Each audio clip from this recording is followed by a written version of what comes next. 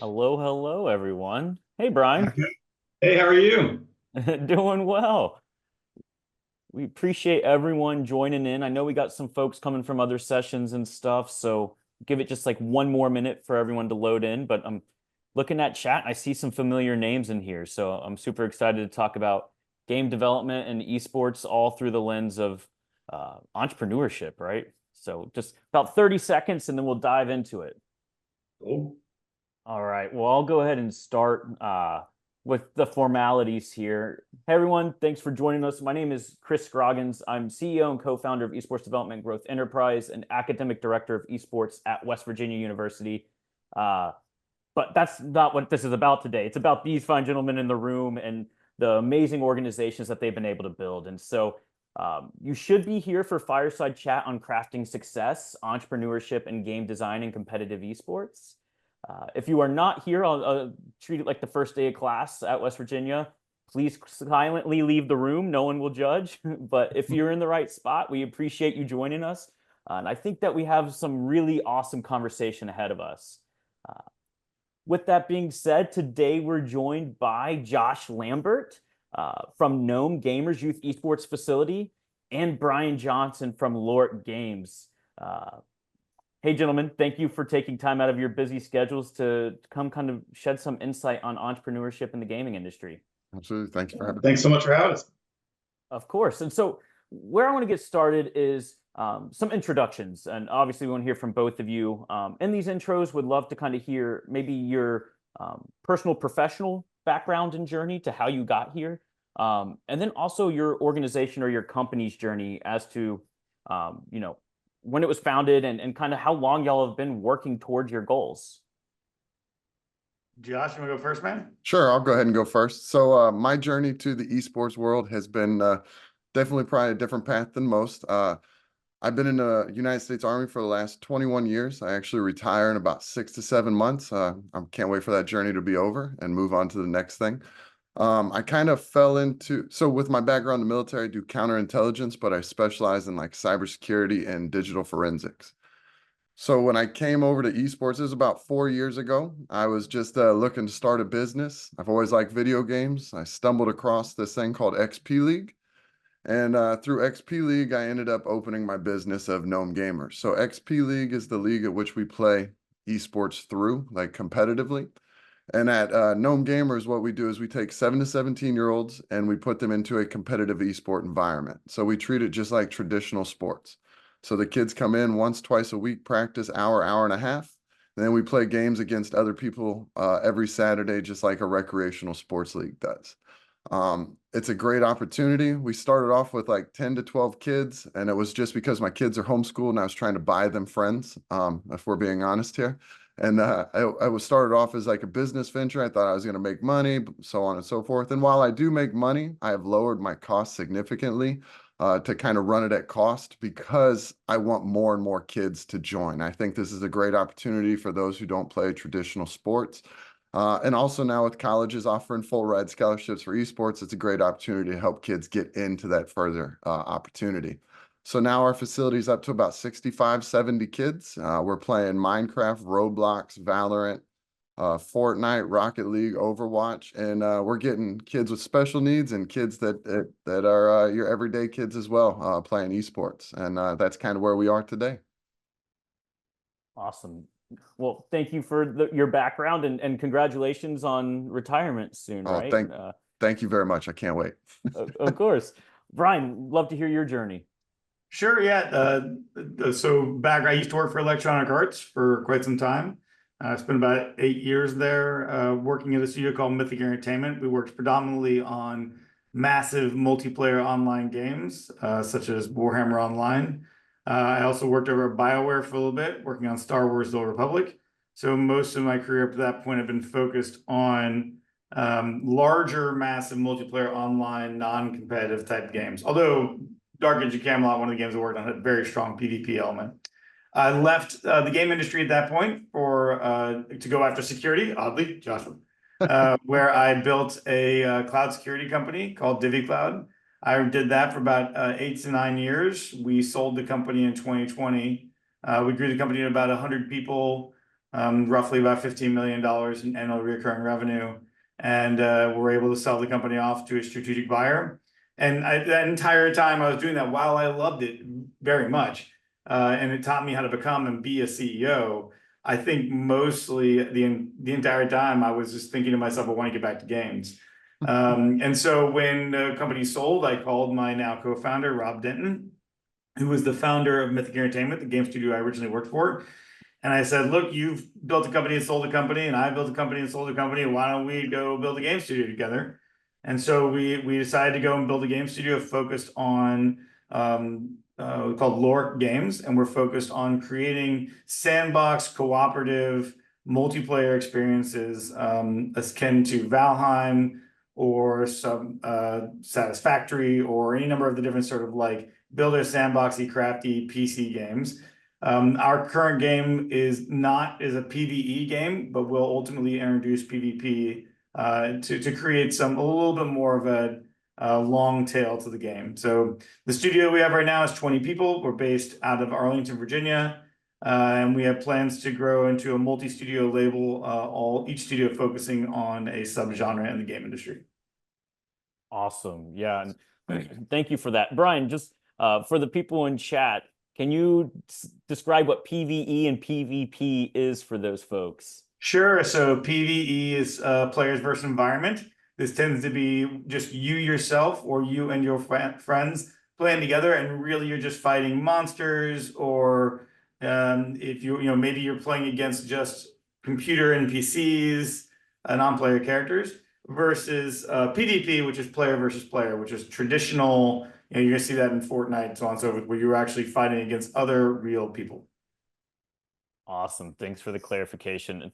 And so you both kind of teased out what inspired you to initially start the company, right? But how did you identify the opportunities to kind of run with from there? Like, you had your motivation to launch it. What did you know? What to offer? Did that evolve over time? Yeah, what inspired you? What was your motivation? And what opportunities really stuck out to you to capitalize on? So for me specifically, I always wanted to do something entrepreneurial. I just never knew what that was. And I had to take different chances because of what the military allows while active duty. So I was looking for something that I could do part-time, and that's how I kind of found this out. And it started off just doing it. We used to set up 12 computers out inside a jump park, actually. And we would set it up at 2 times a week. We'd come in, do it. And it started off as just like a club. It wasn't even an entrepreneurial business. I had no intention to do anything. It was just a club. And then I realized how big it was getting and how many kids were interested. And I'm down here in Augusta, Georgia, and it's a large population. So I started getting more and more phone calls, and that's when I realized I needed to open up a facility and actually get more kids involved. I run everything by myself. However, it started out kind of how you were talking about. It's kind of evolved from the beginning. It started off me coaching everything from Fortnite to Rocket League, and I love video games, but I can't beat most 10-year-olds at any of these video games. So therefore, I realized once they get to a certain skill element, I had to hire better people. So now I hired a professional Fortnite coach. I hired a professional Rocket League coach. I have one of the top 150 Valorant players coaching my Valorant team. So I've went out and I've accessed more accessibility to get these kids better coaching to hopefully set them up for success in the future. Whether or not it's just learning how to be a better video game player or just being a better human in general. Yeah, I think in the similar lines, like entrepreneurship is never a straight line.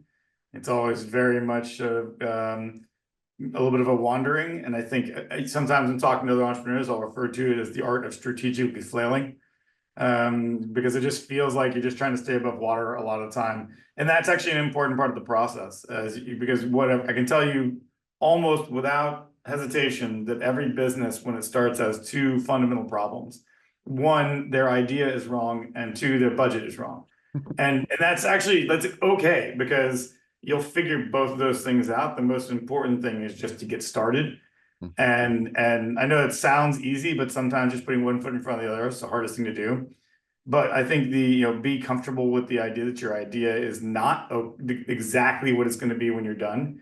And I think for us, when we started Loric, we've sort of followed a similar path. I mean, it's interesting. Our name, Lorik, was derived from the idea that we wanted to create narrative-based storytelling games.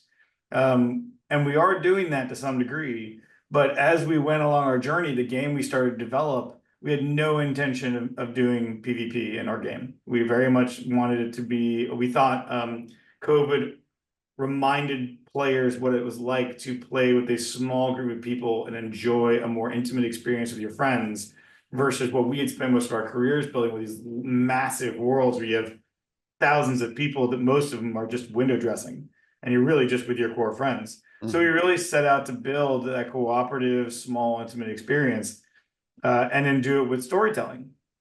As we started building the game, we had this moment where we were having some friends play it. It's an airship game. You're up in the air, you have cannons and that kind of stuff. And they started shooting each other. And it was this moment of like, well, I know that we wanted to build a game that was PvE focused and no PvP, but that is not what we have done. And so you, as an entrepreneur, you sometimes have a choice to make, which is, do I force through my original idea or do I change with what's been presented in front of me? And I've always been a big believer that you need to change. So now the game's going to have a PvP element. It's probably going to be the part of the game that is most successful, if I'm being honest with myself and the team. And so it's a little bit of a winding path to get to success. Wow. Yeah. Entrepreneurship, the art of figuring it out, right? This is kind of what you're hinting at. It is a little chaotic at times, but it sounds like y'all have been able to navigate that really well and really capitalize on that, right? Taking opportunity as it comes and having that plan in place to capitalize and expand, which is awesome. Something I hear both of you saying, Josh, we were talking a little before the presentation and you hinted at it in your intro. And then Brian, you're talking about creating, this awesome game, but having it be this intimate experience, right? Which I think hints at the prioritization of community, right? I would say that is glowing part of both of y'all's business models from what I could tell from your websites. I want to start with Brian and then Josh, would love to hear from you as well. But what are some strategies of attracting like traditional gamers, like the people that are always going to buy the game or compete in the league, and then non-traditional people who might stumble upon it and then are like, oh, well, maybe I'll try this out. And then how do you create a cohesive community around those different groups who are consuming your product or services? Yeah, I think it depends on what kind of game you're developing and what kind of studio you are, right? A large AAA game studio is going to have a slightly different approach than we are, which what's referred to as a II or AA game studio focused on developing a high quality premium indie title. In that model with us, right, a lot of people, we are going to publish our game on PC through a platform called Steam, which is a PC marketplace for games. And in that platform or in that marketplace, they have something called early access, which essentially allows us to put the game out there for people to buy before it's complete. That is become a more and more common model in the indie game space because it allows you to engage some of the really early players, right? It's kind of like Kickstart to some degree, except for you actually get to start playing the game the moment you buy it, as opposed to waiting until some presumed time in the future it's going to show up. But the game's not finished.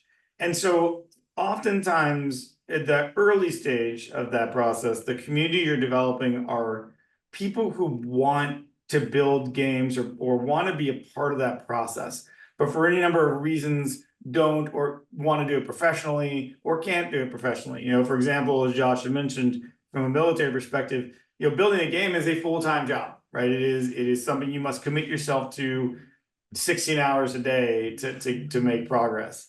It's very complicated, it's very challenging, and it requires a really tight community. And sometimes, so for active military, they may not have all the time to be able to do that. But through engaging in an early access title where there is a community of people who want to be a part of that process, they can be a part of the process by playing the game, providing feedback, joining Discord channel, and being a part of that tight community. And through that code development process, some of the ideas that you might have can come to life in the game. And so at the early stages of game development, building a core community of people who are passionate about the type of game you're building, the vision of the game where you're taking it. And I think in addition to that, And you mentioned a little bit about how do you attract maybe outside of your community a little bit. We are very focused on building a game that is in our genre, the survival genre. Those games tend to be dark. They tend to be a little more dreary. We're trying to focus on building something brighter and a little bit more airy, with the idea that we might be able to attract people that are not traditional gamers for this genre, by making it a little bit more bright, a little bit more approachable, but keeping the core mechanics very much in line with what the gamers who love this genre enjoy. And we think we can pull people in a little bit. Fortnite had a little bit of this going for it as well, right? It was those types of shooters were not something that were broad appeal. It was more like Minecraft, quite frankly. Fortnite comes along with a game that has a different art style, that is very different in its approach to things, very communal in a lot of ways, and was able to drive a huge broad adoption coalition of a community. And it's been pretty amazing. So those are the things we're trying to do to try and build community inside of org.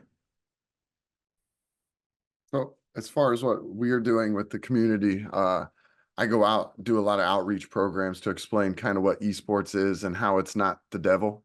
So when I was growing up, my age, I'm 39, parents all thought that video games were going to lead me to prison, basically.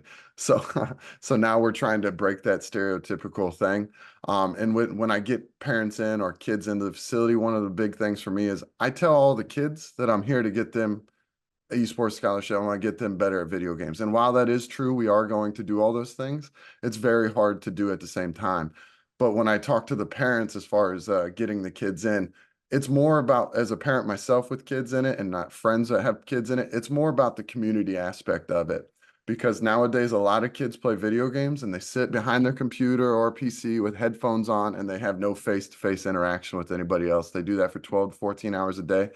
And while video games are awesome, we do need them to do other things. So when they come into my facility, I don't necessarily let them wear headsets all the time. I make them ask questions. And while I know how to fix the computers and fix a lot of things in games, if the kids come up to me and they say, "Hey, coach, I don't know how to do this," while I know how to do it, I make them ask another kid. I make them go out and do that as well. And then we do other things, like we've done car washes. We raise money just to have cookouts and stuff. The car washes themselves is hilarious to watch a bunch of 7 to 17-year-olds who don't go outside very often wash cars. But it's a good experience. Their parents really enjoy it. And we get a lot out of that. And then the kids come back and say, "Let's do that again."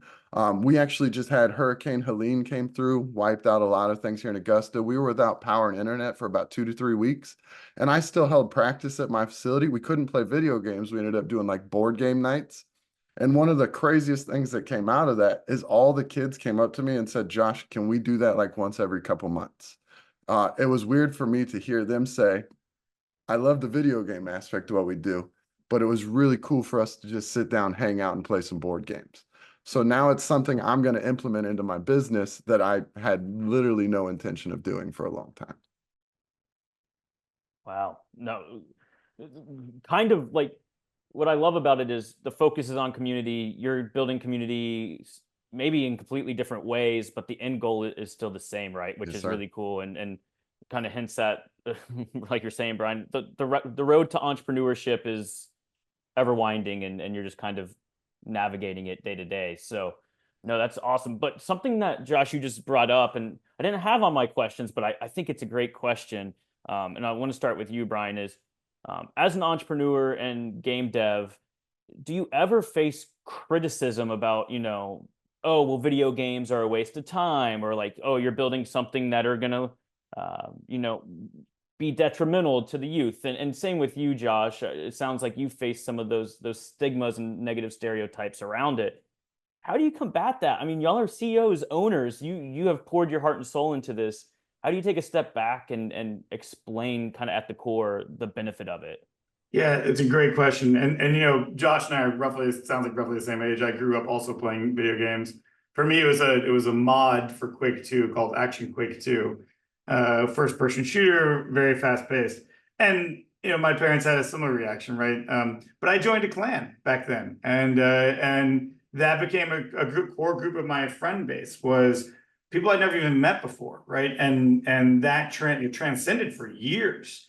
And they're still my friends to this day. And so I think back then, to Josh's point, it was even weirder back then to do that, and even more so sort of looked at as like, you're a nerd and so on and so forth, which I was, and proudly so. But as you sort of think about, take that forward, right? That all the people a long time ago who thought computers were not going to lead to anything interesting now see that a lot of those kids who grew up doing that kind of stuff flourished later in their life because they were able to develop a certain set of skills that became really meaningful later. I think when we talk to parents now, and even to broader community about what video games can do, Josh is 100% right. It's actually not about the game.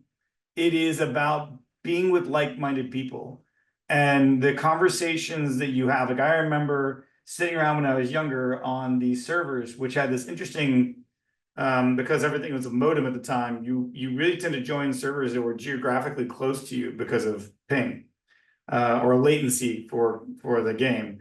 And so you would build these communities of people who actually sort of understood what was going on in the geographical area you were in.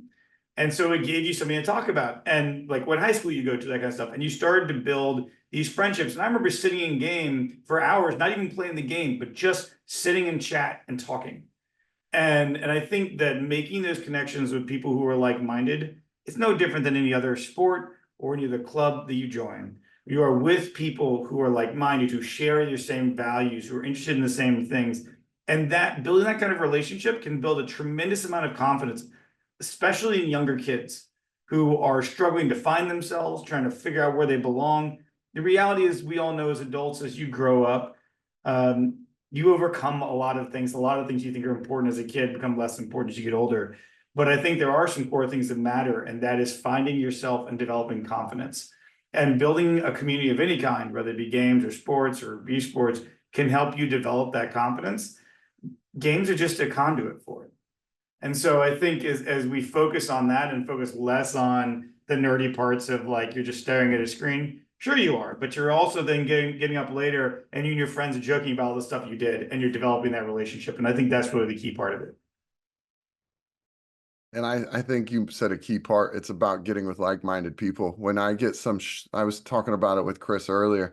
I get some really shy special needs kids in, and they don't want to talk to people. They don't want to do this.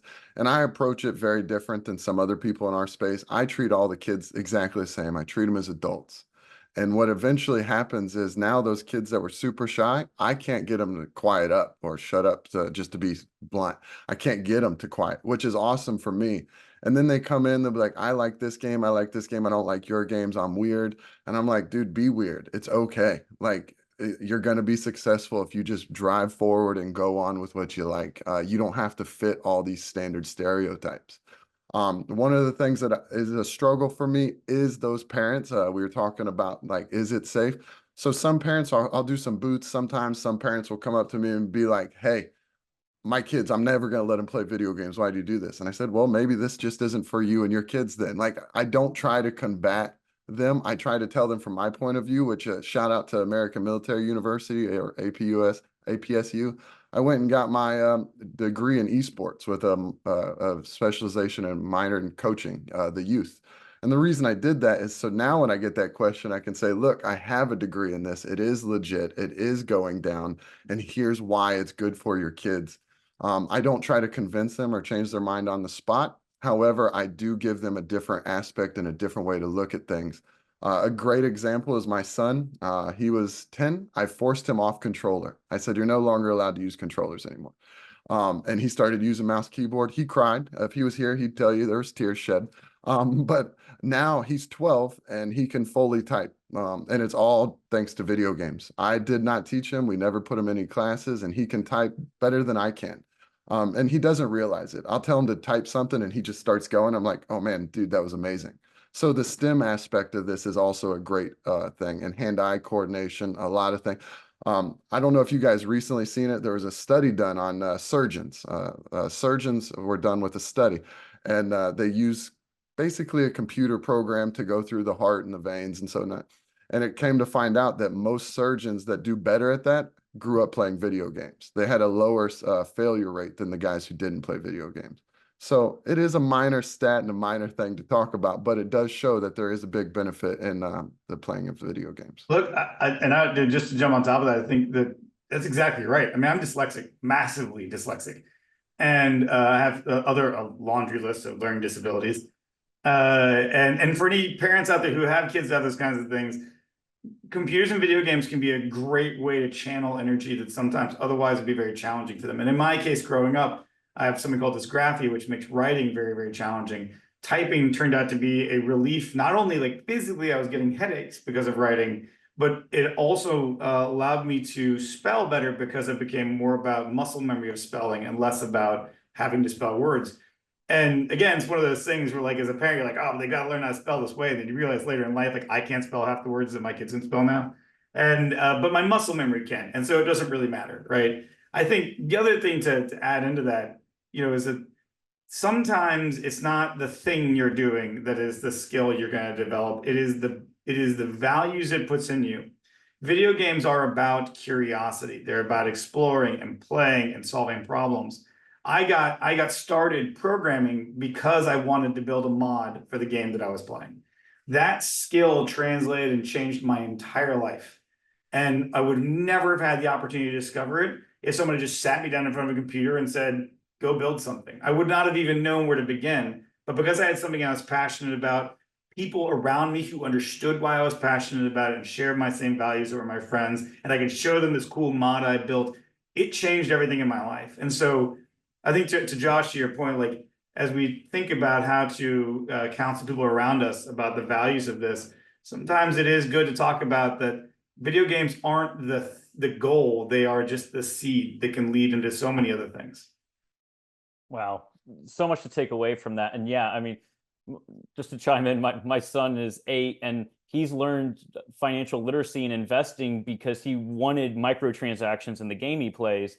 And we taught him, okay, well, if you do these things, like deferred gratification, right? Okay, we'll do these things. And then at the end of the month, you'll receive this much money for it. And he's just learning what has value, right? Through the lens of his favorite video games, which oftentimes people tell him are silly, right? And so, yeah, I love that. Embrace weirdness, make it productive, and dive into these communities and really learn through it and use it as the medium, to your point, Brian, to have lifelong transferable skills, right? That's really important. Awesome. So I know we got a little time left here. I would love to ask, how do you balance it all? I mean, it sounds like you're incredibly busy. You have tons of priorities and different roles.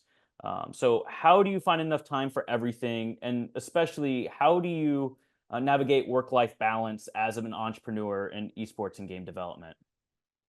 So kind of what Brian said, entrepreneurship is a wave of reactions, because in the beginning, I didn't have enough time. I started it, I was doing it, and I loved what I was doing. But once I went from doing it at the jump park 2 days a week, no matter what, I opened my own business, and I was like, I need to offer everything right now, all at once. And I did it all. I was up there 7 days a week.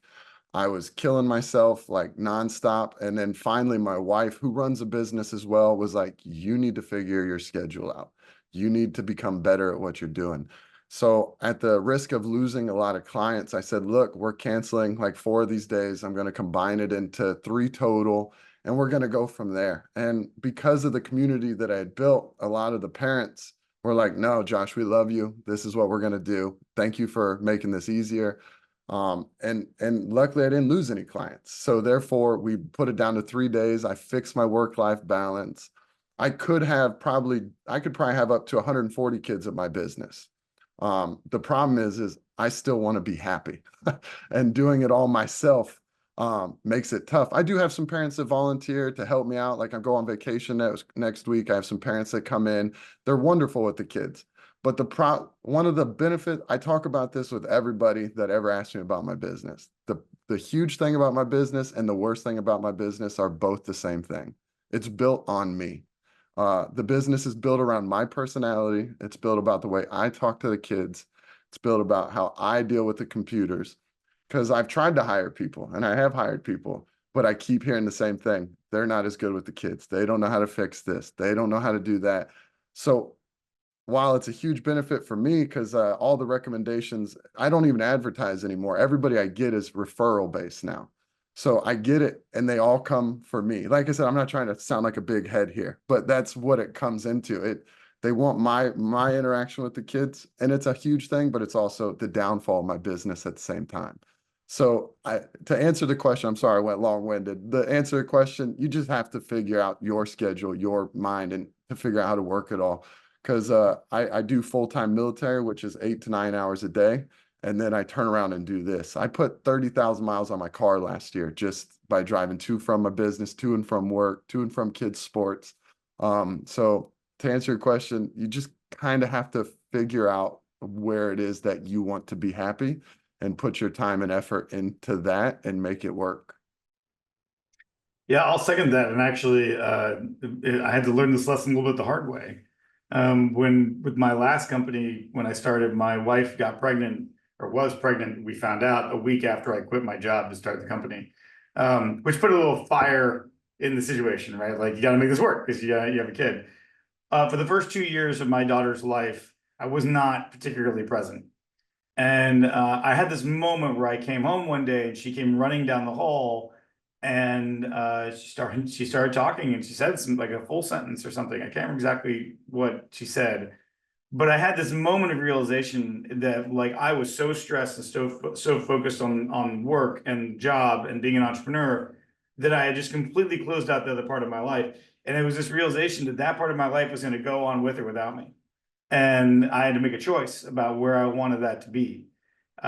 Sort of just coincidentally, I happened to be talking to one of my mentors later that week, and they said, I was talking about this problem, and they said sort of what Josh, you had sort of alluded to there, which is like, I said, what am I supposed to do about this? And the guy said, look, there's no meeting that can't be rescheduled.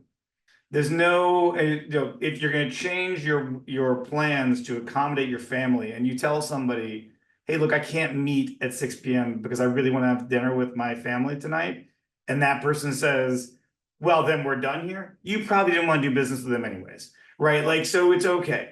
I think part of it is gaining that confidence to understand that the business is bigger than just any one meeting, or going from 4 days to 3 days, or any of those different things you have to do to adjust to make room for yourself and for your family. And so I think to that end, it's sort of getting the confidence about who you are as a person, getting confidence in your business, and understand that if you are delivering value to people, you get to set, I mean, it's why you became an entrepreneur. You gotta get to set the rules about how that happens, as long as you're delivering value. If you're not delivering value, then it won't matter anyway. So, no one meeting is going to help that. So I think every entrepreneur goes down this path, whether it be in game design, development, esports, or anywhere else. I would say that it is a lesson that you will probably be faced with learning a little bit. And then the best thing you can do is just remind yourself that deliver value to your customers, everything will be okay.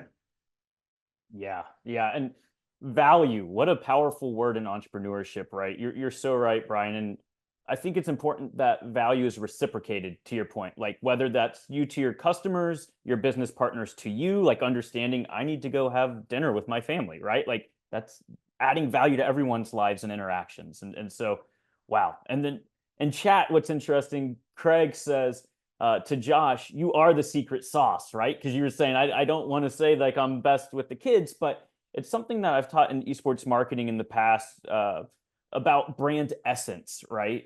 And I want to kind of tease that out. Like, a lot of times we see this as mission, vision, values. Did y'all go through that process early on as entrepreneurs and as a company to develop that? Did that kind of just come as you figured things out? Like, what was that like? Because I feel like that is such an important part of the company, and it reflects obviously in Josh and your company is your brand essence is part of your personal brand essence, right? It's kind of extended to that. So I'd love to hear about that process a little bit. So I kind of mentioned it a little earlier. When I first started, my intentions weren't the greatest. When I decided to turn it into business, I was like, I want to make money. Esports are huge. It's a $2 billion industry. I'm going to make so much money. So I was like, this is what I'm going to do. I'm going to turn this into a business. And I was like, I'm going to make a bunch of money. And then shortly after, once I started getting to know parents, kids, the video games, the community, I started a Discord server, as he talked about with his game. We have a Discord server. I saw how much fun the kids were having. this Discord server, I've had to mute it because it goes 24 hours a day. So we've started that community. So what happened is I ended up going from I want to make a bunch of money to I have like a tagline almost. I say video games are what we do, but community is what we're building. And because I see that these kids, just like Brian mentioned earlier, it's just kids want to hang out with other like-minded people. My 9-year-old plays a lot of Roblox with a 16-year-old. There is no other platform on this world where I would be like, my 9-year-old should be hanging out with a 16-year-old. But because I know the 16-year-old and I know my 9-year-old, obviously, they are so much more alike than they are different that I enjoy it. I love seeing what they come up with. They're building games, they're hanging out on Discord, they're talking all day.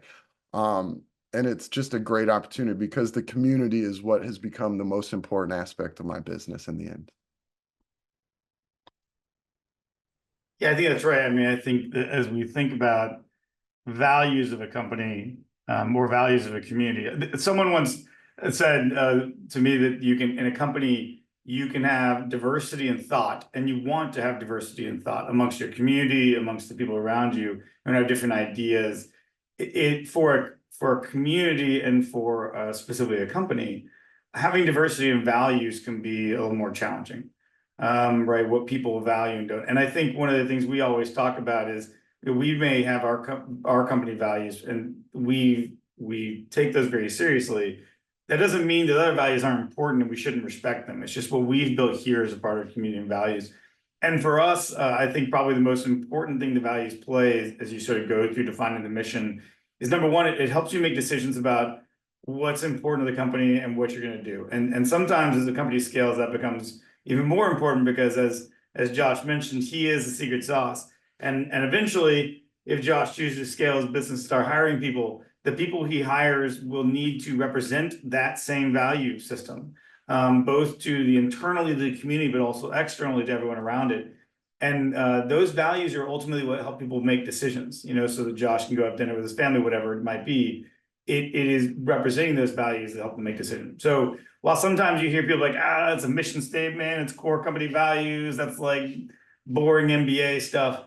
I mean, my experience has been that it is actually one of the most core things you have to do as a company is understand who you are, what your identity is, and what your values are. It is the most important thing in hiring, finding people who are going to join your organization that share values, but bring diverse thought, diverse background, diverse experiences to the table, but share the values. It's an important part of the community, understanding what values are so that the community can feel safe. Those things are super important. And so, I'm certainly guilty of being that person who's like, I'm not going to spend any time on that. And I think as I've gotten further along in my career, I've settled in on the values that I think are important to the businesses that I build and to the communities we build. Again, that's not to say that other values aren't equally as important. It's just the ones that we've chosen to sort of centralize on. Yeah. And so I want to give plenty of time for Q&A. If you're in chat and you have questions, please start posting those in the Q&A session. But before we get to that, we've learned so much from you, Josh and Brian, already, like just about how to navigate this crazy lifestyle, how to scale a company, and how to be well while doing it, right? But before we turn it over for Q&A, I would love to ask if you had one piece of advice for people looking to get into game design or esports or just aspiring entrepreneurs in general. What might that piece of advice be? And I know that's a loaded question, so if you need a little bit of time to formulate an answer, totally understandable. But what is that one little nugget that you wish you knew that maybe we haven't discussed yet as you began your entrepreneurial journey? So from my point of view, I kind of jumped headfirst into it. I didn't do a lot of research. So what I would suggest is actually sit down, think about it, plan it out. I kind of just jumped in, paid for 90% of it myself. I didn't do business loans. I didn't talk to anybody. It was just head first. If I could go back and redo some things, I would have done a lot more research, been prepared. I wouldn't have bought certain things that I thought I needed. I wouldn't have, I wish I had a mentor kind of like Brian or somebody that had already done it. So I'd be like, hey, I want to buy all this advertising because everybody says I should. And if he would have been like, no, you don't need that. Your market is over here. I would have went that way instead. So I would ask around, find mentorship, whether it's through LinkedIn, the colleges you're part of, other like-minded people. Even Discord servers have a lot of random people in them these days. You can find, ask open questions, and people in your small community are always willing to help. I've since made friends at consulting companies and businesses and local businesses, and now I rely on them a lot more than I once did. I had to put my ego aside and actually listen to people, and it's helped tremendously. Man, there's nothing more humbling than being an entrepreneur. Like, it's funny because I think sometimes you see entrepreneurs, you said something about like, I don't want to make my head big, but like, I think I can speak from our side. Like, I know your head's not big because you're an entrepreneur, because like, it is a massively humbling experience. One of the key benefits of having a learning disability is that you learn to fail. And fail gracefully, because you're, as a child growing up in an educational system that tends to value a more traditional practice of learning, kids who don't find a niche early are learning to fail often, and that actually can turn into an incredibly valuable skill later in life. As I talk to other entrepreneurs, I think I try to communicate the same thing, which is just get started. Like, I agree with Josh, try to put a plan together. But then, like, take that plan and put it aside and be like, I did the plan. It's probably wrong. And then it really is just about getting started, being okay with failing, knowing that it's a humbling experience to go through this, and surround yourself with people that are going to support you, because it is absolutely, I mean, no matter how many times you do it, I am on as much of a roller coaster ride the second time as I was the first time. And it is an emotionally exhausting experience. It is an emotionally rewarding experience. And so I think the advice I give is, you can come up with 1,000 reasons why you're not going to get started. I don't have the money. I don't have the support. I don't have a plan. My idea is not good, like any of them. And the answer is, honestly, Josh in my opinion, did exactly the right thing.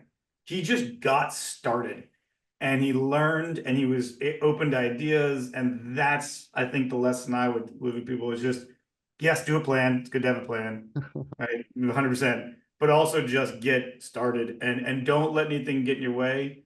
You'll figure it out. Like, I think one of the things that people forget is you don't have to be right or correct right away. You just eventually have to be correct. And so your opinion will change, your mind will change, your idea will change, your budget, everything's going to change. It's about just keeping your head down, moving forward, and eventually being correct. And if I can add one more thing, a big thing for me that I thought of while he was talking is just be confident in your product. Be confident in what you're doing. Because like when I first started, I did jump in, didn't really know what I was doing. I was always scared to mention how much it costs to do my business. I was always hinting around it, going all the way around it. Now that I've been doing it for like 3 years, I literally know my business inside and out. I'm extremely confident in what we offer, what we provide to parents, players.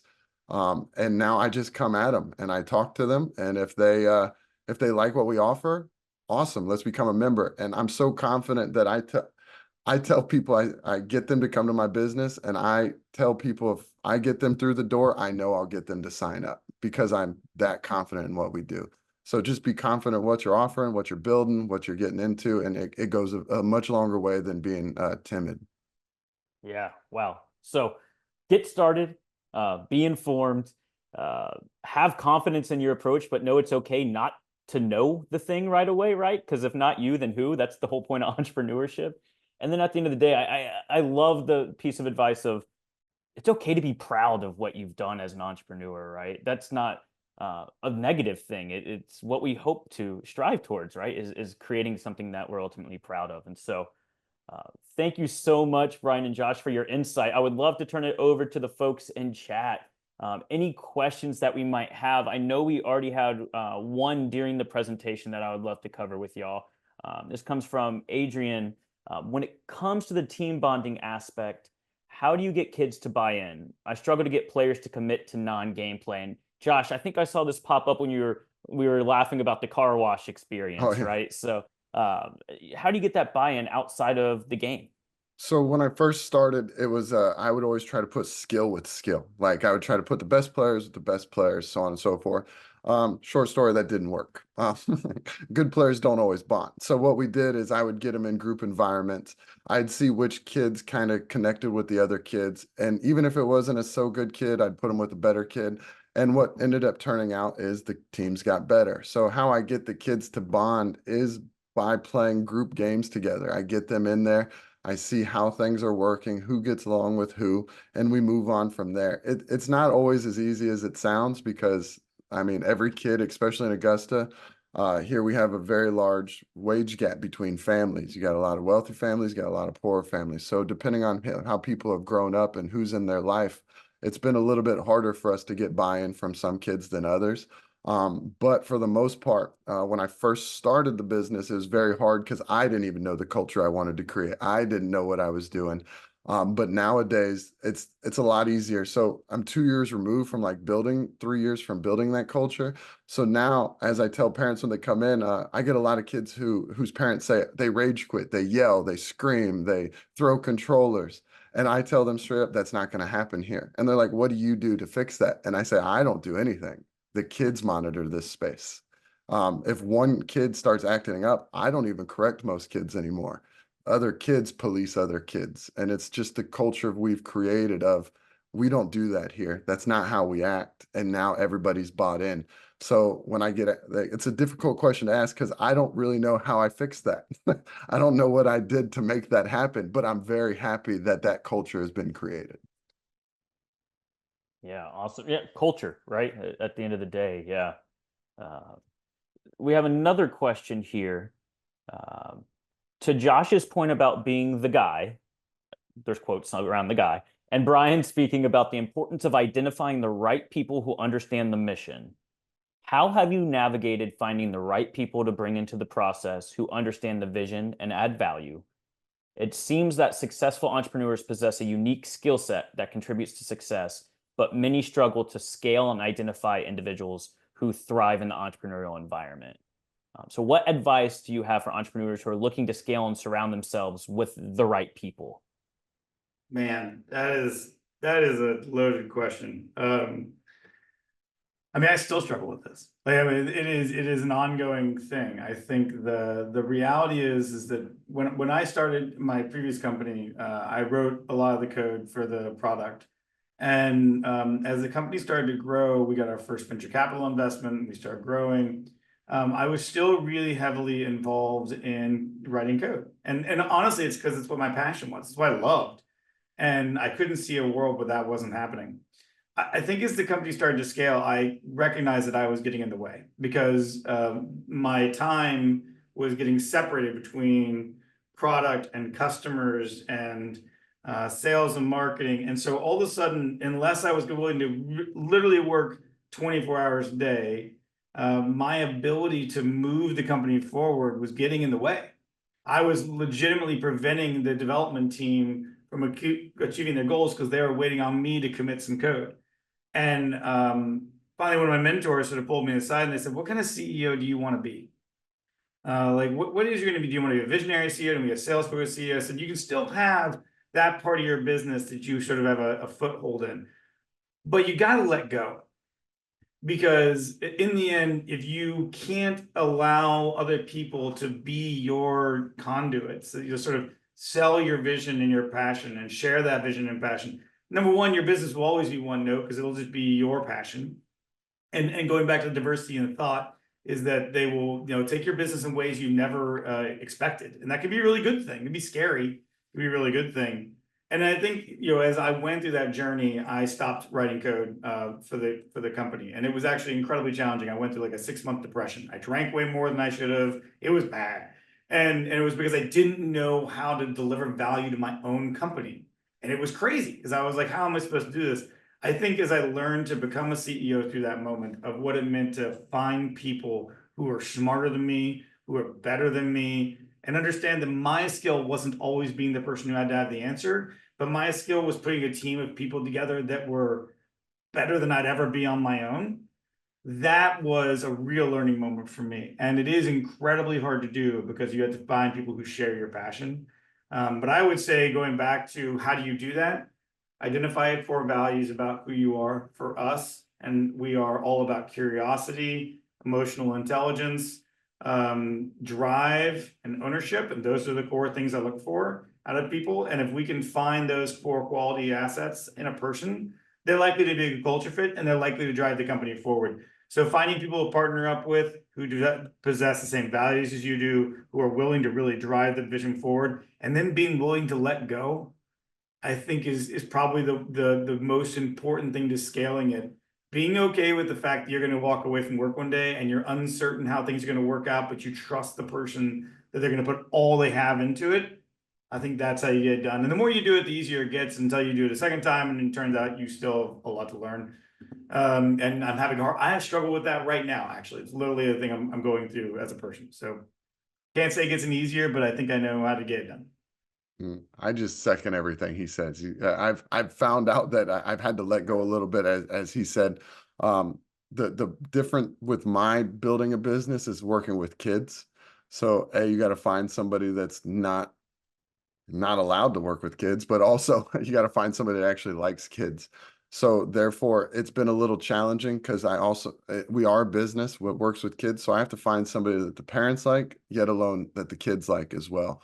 I've now found some coaches, and I wouldn't do anything without it. It was hard for me to give them full control in the beginning, as Brian said, but now I've stepped back from 2 of the games completely. I have no idea what happens with them most of the time. I'm still involved with the kids, but I don't see the practices. I don't tell them what to do. And now that I do that, my work-life balance has once again been better. And now the parents love those coaches. So I just had to let go a little in order to gain more. So. Awesome. Yeah, I'm seeing in chat. I did not know anything about this, but I learned so much here. I know we have until 11:10, but I think maybe some other presentations start right about that time. So want to give people time to kind of transition out and find their next session. So, with that, thank you so much, Josh and Brian. I don't know if we can get reactions in chat or a virtual, a round of applause, but everything that you just said was invaluable to not only entrepreneurs, but people that are, entrepreneurs, students, whatever walk of life you're on. The nuggets that I just received, let alone the people in chat, probably were so invaluable. And so thank you for your time and just being willing to come and chat about y'all's journey in this crazy thing that is entrepreneurship. Thank you for having me. Yeah, thank you very much.